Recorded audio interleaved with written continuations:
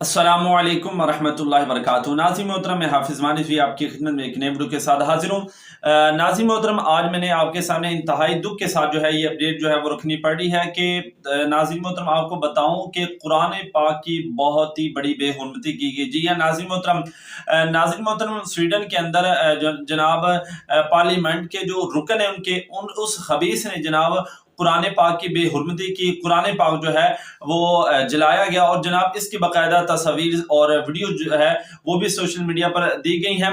और नाज़रीन मोहतरम, वो बगैरत थे, उन्होंने तो बगैरती कर दी, लेकिन यहाँ पर अफसोस सद अफसोस की बात यह है कि नाज़रीन मोहतरम सबसे पहले जनाब तुर्की के जो पार्लियामानी लीडर हैं, जनाब तुर्की का जो वजीर आजम है, उसने इसके खिलाफ जो है वो आवाज उठाई। फिर उसके बाद अगर बात आ जाए तो जनाब कतर के अंदर, तो उन्होंने भी जनाब इसके खिलाफ जो है वो आवाज उठाई।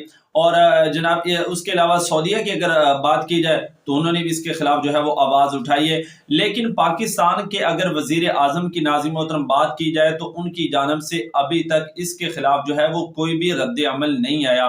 जी हाँ नाज़रीन मोहतरम, ये एक जो है वो मुस्लिम कंट्री है और इसका जनाब वजीर आजम जो है वो जनाब अभी तक कुरान पाक की बेहुरमती होने पर जनाब एक ट्वीट तक जो है वो नहीं जनाब कर सका कि जनाब इसके खिलाफ जो है वो इसकी मुजम्मत ही जनाब इस बुरे फेल की जो है वो की जाए। हालांकि पाकिस्तान के अंदर और बंदों की तरफ से जनाब इसके खिलाफ जो है वो आवाज उठाई गई है, लेकिन इनको चाहिए कि जनाब इसके खिलाफ जो है वो आवाज उठाएं। लेकिन जनाब पाकिस्तान की अवाम अब भी जनाब इन बातों को नहीं वो सोचती कि जनाब अब ये कितने, क्योंकि उनको पता है अगर जनाब इसके खिलाफ हमने आवाज उठाई तो जनाब हमारा खाना पीना बंद हो जाना है, जनाब हमें फिर माल जो है वो कहां से आएगा, जनाब हमारे यहूदी आका ने जनाब खुश हो जाना है। लेकिन आप खुद देख रहे हैं नाज़रीन मोहतरम कि जनाब किस तरह जो है वो कुरान पाक की बेहुरमती की गई और आज जनाब ये खामोश बैठे हैं। मैं इनसे गुजारिश करता हूं कि एज ए मुसलमान होने के नाते ये आपका हक बनता है कि आप कम अज कम उनके खिलाफ जो है वो आवाज उठाएं। ले आपका तो हक ये है